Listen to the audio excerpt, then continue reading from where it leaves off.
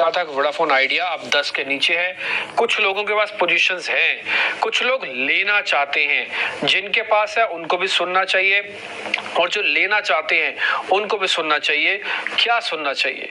जो अभिषेक जी लेके आए हैं उन्होंने कुछ रिसर्च की है, कुछ इंपॉर्टेंट पॉइंट नोटिस किए हैं। एक बार वोडाफोन आइडिया के बारे में पता कर लेते हैं, फिर सर के रिकमेंडेशन भी फिर ले लेंगे और ट्रेडिंग कॉल्स भी पता करेंगे। अभिषेक जी बताइए क्या क्या पॉइंट्स है आपके पास? जी, वोडाफोन आइडिया के लिए लगातार मुश्किलें बढ़ रही हैं और अब हम शेयर में देखेंगे तो 3 महीने में 50% से ज्यादा की गिरावट आ गई है। शेयर है 9 रुपए के आसपास और 52 हफ्ते के निचले स्तर पर फिलहाल शेयर ट्रेड कर रहा है। लगातार मुश्किलें हैं। नई मुश्किल आई है डीओटी यानी कि टेलीकॉम विभाग की तरफ से। डीओटी ने वोडाफोन आइडिया को एक नोटिस भेजा है और ये नोटिस भेजा गया है स्पेक्ट्रम नीलामी के जो बकाये थे उसमें बैंक गारंटी के भुगतान को लेकर। ये रकम है करीब 24,700 करोड़ रुपए के आसपास की और हालांकि वोडाफोन आइडिया ने मांग की थी कि इस पर राहत दी जाए, इसे छूट दी जाए बैंक गारंटी के नियम से, लेकिन 2022 से पहले के जो मामले हैं उसमें बैंक गारंटी का भुगतान करना है कंपनी को। 2022 और 2024 में उसमें बैंक गारंटी का भुगतान नहीं करना है, तो इसको लेकर ये नोटिस भेजा गया और उसके चलते हम देख रहे हैं कि शेयर में गिरावट हो रही है। दरअसल स्पेक्ट्रम का जो भी बकाया है उस पर कंपनी को मॉरेटोरियम मिली हुई थी और मॉरेटोरियम की जो मियाद है वो खत्म हो रही है सितंबर 2025 में और नियमों के मुताबिक उस मियाद के खत्म होने से 1 साल पहले एडवांस में आपको बैंक गारंटी का भुगतान करना है। तो एक नई टेंशन है वोडाफोन आइडिया के शेयरधारकों के लिए और कंपनी के लिए निश्चित तौर पर। अगर हम वोडाफोन आइडिया के लिए बाकी अगर हम चैलेंजेस की बात करें, चुनौतियों की बात करें, तो एक पहाड़ सा खड़ा हो गया है क्योंकि कंपनी का घाटा लगातार आ रहा है। हमने देखा था कि पहली तिमाही में यानी कि Q1 में करीब 6,500 करोड़ रुपए के घाटे का आंकड़ा पोस्ट किया था। इसके अलावा एजीआर समेत अगर हम ड्यूज की बात करें, टोटल बकाया की बात करें, तो ये रकम बैठती है 2 लाख करोड़ रुपए से ज्यादा की भी।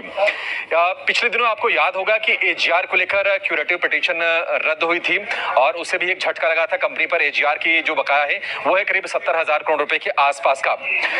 एक और चिंता यह है कि टैरिफ रिवीजन को माना जा रहा था कि कंपनी के लिए पॉजिटिव होगा क्योंकि जुलाई में तमाम कंपनीज अपने टैरिफ में रिवीजन किया था। वोडाफोन आइडिया ने करीब 20% के आसपास अपनी टेलीकॉम की दरें बढ़ाई थी, लेकिन उसके बाद हो ये रहा है कि लगातार ग्राहक जो है वोडाफोन के नेटवर्क से दूरी बना रहे हैं, तो एक नई चिंता उभर के आ रही है।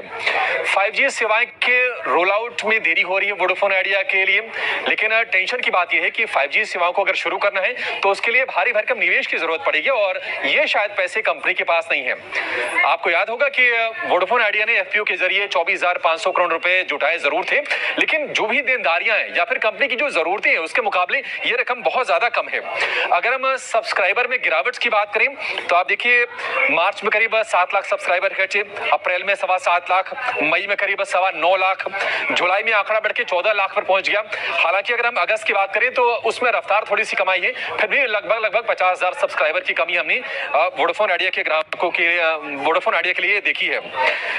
अगर टैरिफ रिवीजन की बात करें, टैरिफ कितने बढ़े हैं तो रिलायंस जियो ने 12 से 25% बढ़ाए थे, भारतीय एयरटेल ने 10 से 21% और वोडाफोन आइडिया ने 10 से 23% का टैरिफ रिवीजन किया था।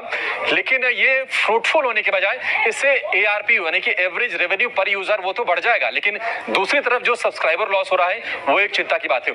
तो सब्सक्राइबर का घटना, लगातार घाटा, अब नई टेंशन टेलीकॉम विभाग की तरफ से और बकाया 2 लाख करोड़ रुपए के आसपास तक के, ये तमाम चीजें वोडाफोन आइडिया को मुश्किल में डाल रहे हैं और शेयर अब ये 18 रुपए से गिरते गिरते 9 रुपए के स्तर पर पहुंच गया है।